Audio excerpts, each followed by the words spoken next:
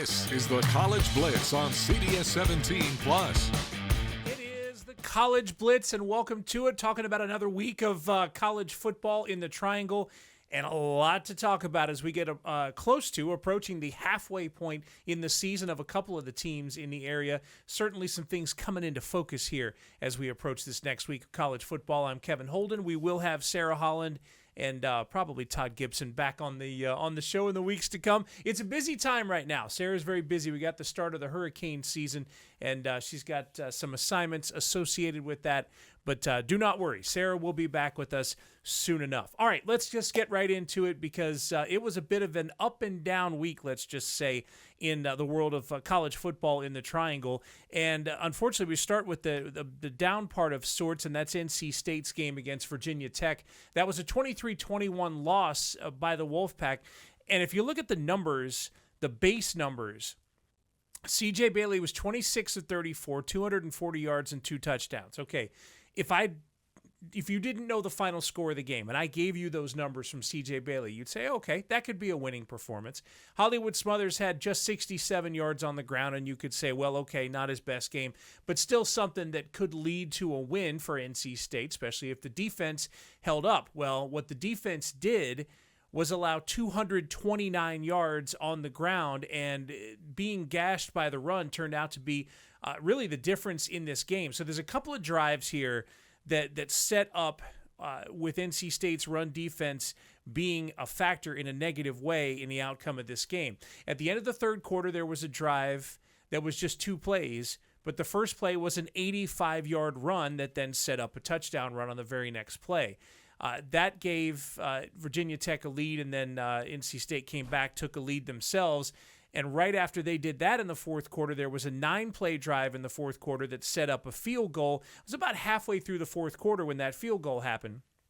Loved the kicker for Virginia Tech, a tremendous job kicking that field goal, even after a penalty. So he had to kick from 5 yards farther back, almost a 50-yarder. But and NC State just couldn't get anything done after that. They had 2 chances late, 2 series late in the game, and just came up with a couple of offensive duds. And again, you look at, Bailey had the numbers, Smothers had the numbers, but at the end of the day, it wasn't enough to get it done, and defense was a bit of the reason why. And NC State's defense so opportunistic early in the year, games that or plays that sealed wins against ECU and in their Week 2 game as well. They had 2 like that, the Week 2 game against Virginia. It just hadn't happened for them the last couple of weeks, and because of it, they're on this 2-game losing streak. Now, there is another element to this that we'll want to touch on here because we're going to hear from NC State here in just a moment. But DJ Elliott, the defensive coordinator for the Wolfpack, did lose his daughter, Drew, who passed away, and he was not with the team for this game. So, and I'm thinking about this a little more than just the football side of things. The emotions were evident with the team, and it's one of those things that football's an emotional game, and so players react emotionally. They get excited or they get upset based on results. But there's a different kind of emotion that's shown in a situation like this when you have a loss inside your football family. And it's very clear that first of all, is what happened, and second, was giving the Wolfpack extra motivation to get something done against Virginia Tech. So the fact that they could not finish in that game was especially painful for this team. So their second straight loss, and certainly an emotional one. Let's hear from NC State after this loss. And the kids did want to play well. They care a lot about Coach, and I think everybody's heart hurts for him and his family. And we wanted to bring them some levity to the situation that they're dealing with. It's tragic.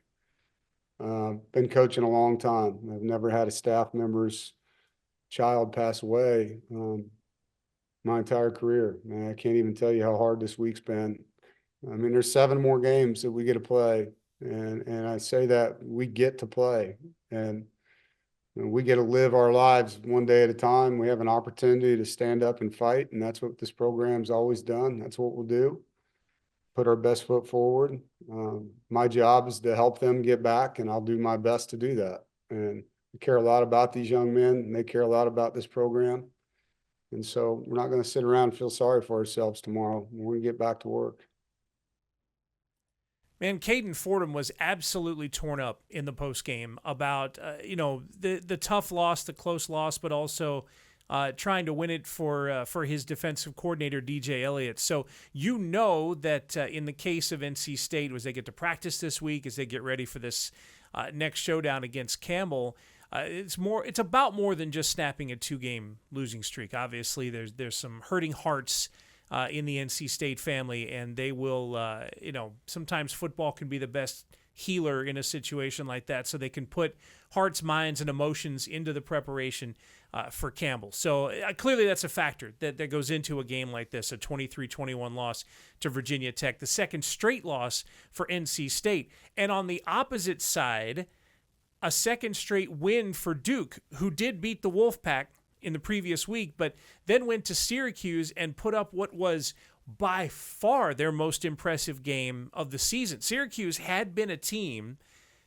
that had, well, first of all, they beat Clemson, but they also played close in some other games early in the year that made you think that, hey, the Syracuse team might be pretty good. Well, Duke went to Syracuse, to a difficult environment to play in the Dome in Syracuse, and won 38-3. And I mean, everything that could have gone right for Duke in that game went right. Nate Shepard ran for 168 yards and a couple of touchdowns. It's a second straight week that Duke's been able to find a running back coming up with big numbers. It was the previous week they had somebody as well who stepped in, Anderson Castle, who also scored a touchdown in this game. Darian Mensah, 268 yards passing and a couple of touchdowns. Those are not massive numbers, but there were important plays for him, specifically the 2 touchdowns to Cooper Barkate in the second quarter of that win against Syracuse, just because Duke was pouring the points on at that point. It was a 3-3 game in the early going, and then Duke, by the time it was at the half, it was kind of demoralizing for the home folks at Syracuse, and then Duke just continued to come out and do big things in the second half. The defense, and every week we sit here and we talk about the Duke defense being one of the centerpieces, right? One of the big reasons they were successful last year, and one of the big things they needed to depend on to be successful this year. And here it is. This is the game that Manny Diaz wanted out of his defense. They held Syracuse to just 85 yards rushing and had 1 interception against Syracuse's quarterback. So the Orange, by the way, have allowed 29.6 points per game now because of this game against Duke. That is last in the ACC. And you don't want to completely hold that against Duke, because Duke is part of the reason that they're in the basement in that category. But there are 4 teams in the ACC who have allowed 28 or more points per game through this point in the season. By the way, NC State happens to be one of those teams, but Syracuse allowing just a touch under 30 a game is right there at the bottom. So for Duke, after they were struggling, those back-to-back losses, Illinois, Tulane, they were trying to find something to get some momentum going, and that win over NC State did exactly what they wanted it to do. They've gone on now and won this extra game at Syracuse, so now it's a 2-game win streak for them. So Duke is, like I said, in the exact opposite position. NC State's kind of searching a little bit, and Duke thinks they've found something after that big win. Our players, in the first month of the season, maybe didn't get the feedback that they wanted, but they really believe that there was a special team in that locker room, and they were just awaiting that special performance. And I thought the way they prepared this week, coming off the win, said a lot about our performance today. I think our guys are wise enough to recognize where we were 2 weeks ago, what people were saying about us 2 weeks ago when we were coming off of back-to-back losses, to recognize that praise and the criticism, it's really both the same. Our preparation, I think, has been pretty elite these past 2 weeks. And it starts up front with our O-line. I think they have a hell of a game. Super proud of the way they played. And, when you can run the ball like that against teams, it makes your offense pretty hard to stop. And so super proud of the way they play. They played, pretty solid. Defense as well, creating turnovers. I think we just played complementary football, and I think that the scoreboard showed that. Duke and NC State are two perfect examples of why you cannot freak out through the first couple of weeks of a season, because guys are still learning each other. They're learning their roles in the offense. These are young players that mature over the course of a season. You can run them through drills. You can run them through practices and everything else in the off season and the weight room and all of that, and you can make them better. But sometimes teams don't get better off the top. It takes a little bit of time. And so there are vectors, as I call it, right? You're going along this way, and then boom, there's a team that takes off or goes in the other direction. So in this case, we see two teams that were very different a couple weeks ago, and NC State will look for a little bit of a get-right game against Campbell here, and Duke will look to continue the hot streak in a game against Cal. Now, we have a loaded slate of games coming up this Saturday. UNC, of course, was off this past Saturday. Bill Belichick and company 2-2 through the first 4 games of the season. Lost to TCU in week 1, lost to UCF right before the bye in a game in which they lost Gio Lopez, and he is going to be an absolute key to watch this week as UNC practices and leading up to this game against Clemson. Will he be ready to play? That's a big thing. And then, of course, UNC did pick up a couple of wins. That was Charlotte and Richmond in the second and third games of the season. So all of that is to set up what we've got this coming Saturday, and right after the break, we are going to do exactly that. College Blitz rolls on here on CBS 17+. This is the College Blitz on CBS 17+. This is the College Blitz on CBS 17+. Welcome back to the College Blitz. I'm Kevin Holden, CBS 17+. Every week we're talking about college football, and it's amazing to think that there are a couple of teams in the Triangle who will be reaching the halfway point of their regular season with the games that are happening this weekend. NC State will be playing game number 6, the same for Duke. So 6 out of the 12 games will be done for both teams. Pretty incredible to think that that's the case. It feels like we were just in week 1. It really do. But and here we are in week 6 and headed toward the finish line rapidly. Obviously, not a lot of time for these guys to fix things and get better because the opponents are coming week after week now. We'll start with UNC. They've got the biggest game of the week in the Triangle, I think pretty clearly. Clemson is coming in, and these teams are mirror images, oddly enough, in a lot of different ways. They both are coming off a bye week this past week, and they both had bad losses the week before. Clemson's loss going into the bye was against Syracuse, that team that Duke just beat. And you know that Dabo Swinney has not been a pleasant guy in practice these few weeks leading into UNC. I'm sure that Clemson will be very angry when they get to Chapel Hill. Bill Belichick, I don't know if he's really angry just as much as grumpy after the loss to UCF.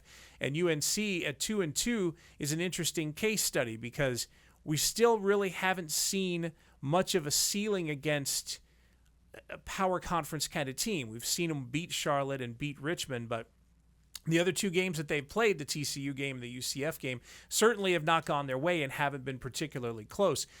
Belichick has harped early in the year on the fact that it takes a little bit of time to know what your team is. And it goes back to his days in the NFL when coaches would bring guys in and you had training camp, you could work with guys there, and then you could play some preseason games. But NFL preseason games these days, you see absolutely nothing out of that, right? So Belichick was saying that especially in those last years, it takes 3 or 4 or 5 games in an NFL season before you really start to know what you have. If that's the case for UNC, then perhaps you see something a little bit different when Clemson comes to town. Maybe in the bye week, there was a chance to coach up some players to make a difference, make some adjustments, that sort of thing. Health is obviously an enormous factor. Gio Lopez went out with an injury against UCF, and he's got to come back and be healthy for Bill Belichick to want to play him in a game like this. Otherwise, it's Max Johnson time because there's no other way you can do it. You certainly can't throw a quarterback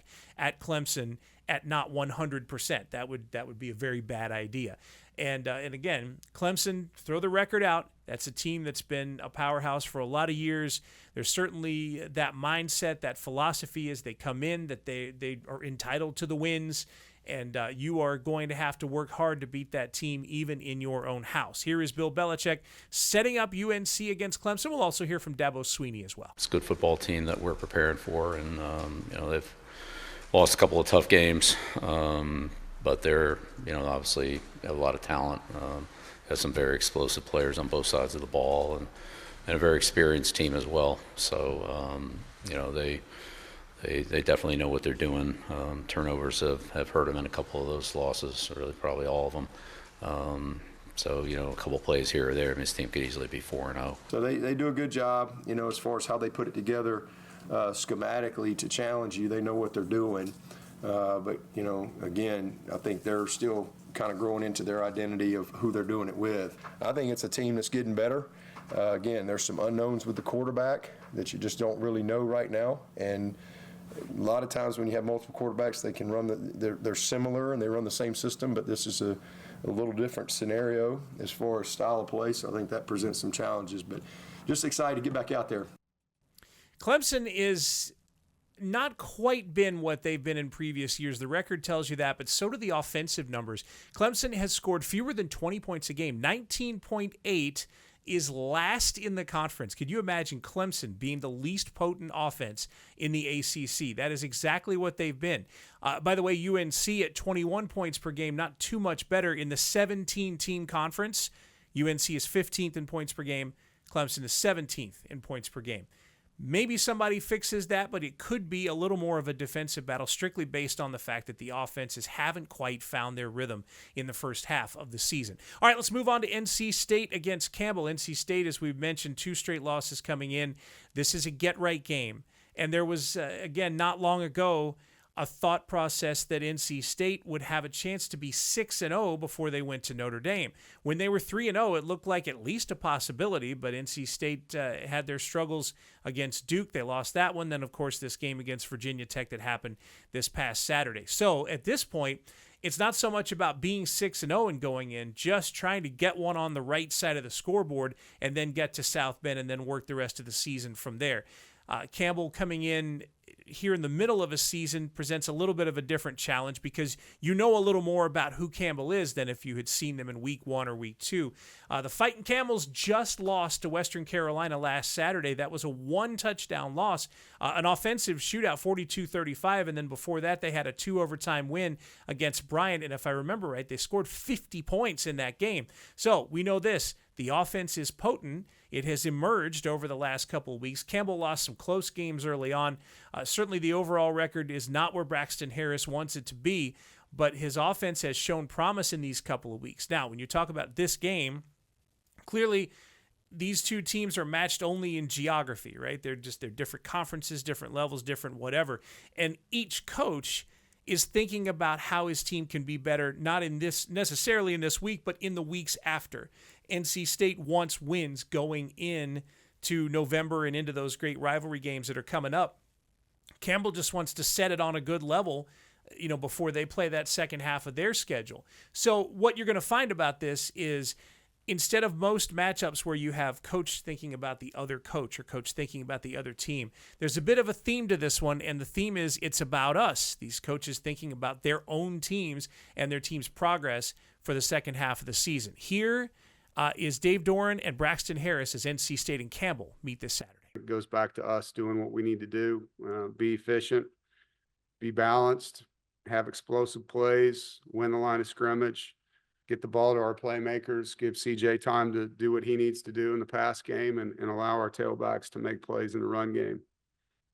As coaches and players, when you face adversity, it's about locking arms, getting together, and getting better. It's about us, and it's about being our best.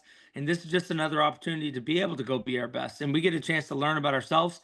We got some new guys and some roles, and they're going to be thrust in some environments that maybe they're not haven't been in before. Well, we get a chance to expose them to those environments and get to go play in that, right? There's nothing like experience. And it's going to be a huge experience to add to their toolbox.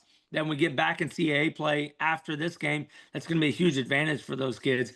And so at the end of the day, it's an opportunity for us to get better and us to get better at doing our job. And that's exactly what we're thankful for, is that opportunity. NC State and Campbell play at 2 Saturday afternoon. Duke has a game as well, and if you're interested in multiple teams in the Triangle, you are going to have plenty of time between either UNC's game or NC State's game and the start of Duke's game, because Duke He's taking the old cross-country trip. That's what we're dealing with in college football and college athletics in general in 2025. It is a 10:30 Eastern time kick, 10:30 p.m. Duke at Cal. So obviously that's very different on the old biological clock. You play a lot of games on the East Coast, play games in Eastern time. In Duke's case, they went to New Orleans, which is in Central, but West Coast time, prime time, is a different animal, and Duke is trying to prepare for it in several different ways. One of them, a night practice on Wednesday on the Duke campus. It was open to students.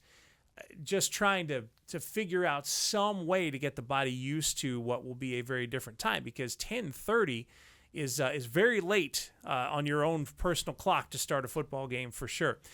This will be an interesting matchup of defenses. Duke's defense, as we mentioned, just gave up 3 to Syracuse. They certainly seem to be hot of late. Cal, at least in points per game, has the second best defense in the ACC at 18 points a game. Although I think we should break this down for just a moment, because Cal is absolutely fascinating. They've played 5 games. They're 4-1, but I'm really not sure what to make of Cal at this point. They've picked up a win over Oregon State, a win over Minnesota, a win over Boston College. Now, none of those 3 are going to be in the national championship game, but those are at least 3 impressive wins. Those are not directional school wins, right? Those are legitimate victories on the part of Cal. But their one loss is a 34-0 loss at San Diego State. And in case you're wondering about San Diego State and are they a juggernaut that maybe you didn't know about, San Diego State just beat Northern Illinois this past week 6-3. So Cal allowed 34 points to that team. So maybe there's a couple of different Cal teams here, right? They're still trying to find exactly what they are and who they are, having won a couple of impressive games and then lost one that just seemed to have gotten away from them. Manny Diaz plays voice of reason in this case, because Manny, he's reminding us that we're trying to, make sense of everything that's going on in college football. This team beat this team, and this team beat this team. So who's better, who's worse? And Manny reminds us that it is a little more difficult, especially in the year 2025 and the current climate of college football. It's a little more difficult to gauge based on the wide range of results that you'll see in this first half of the season. All I have to do is just look around the landscape of college football. If you try to make sense of the results on a week-to-week basis, you'll drive yourself crazy.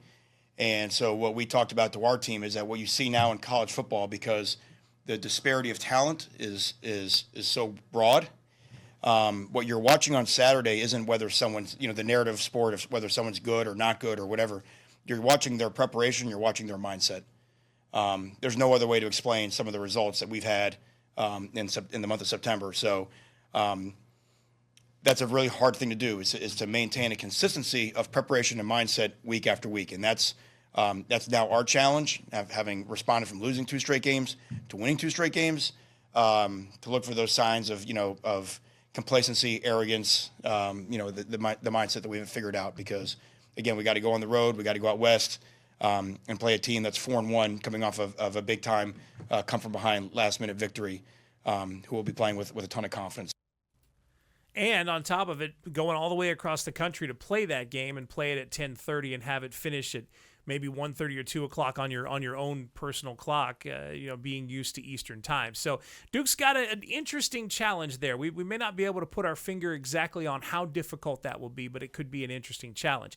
I'll say that if Duke shows up with that same defense that they had against Syracuse in that 38-3 win, it's going to look pretty good for the Blue Devils. They can win a lot of games playing as well as they did defensively against Syracuse. Just a couple of quick notes here as we round out the week. Fayetteville State is going to be at Bowie State. This is the 6th game of Fayetteville State's season and their 5th road game. The Broncos have played 1 game at home. They will be very happy to be at home a lot in the months of October and November, certainly. Shaw is at Bluefield State, and North Carolina Central is off this week after a wild win at East Texas A&M. Man, NC Central can put on the points. They did that to North Carolina A&T. They've done it against East Texas A&M. They're another team that's showing a lot of potential on offense, a lot of power that they can demonstrate on offense, and that could help them in the second half of their season as well. But they have this week to take off, and watch College Blitz and break down game film and do all the stuff that they need to do. So there it is. That's your day of college football this Saturday. It's going to be UNC and Clemson. That's a noon game. NC State and Campbell at 2, and Duke at Cal at 10:30. And of course, next week we'll be right back here to break everything down once again. We'll do this every week throughout the college football regular season here on CBS 17 Plus, the College Blitz. I'm Kevin Holden. Really appreciate you watching. Stick with us all season long. We'll have a lot of fun and talk a lot of football. This is the College Blitz on CBS 17 Plus.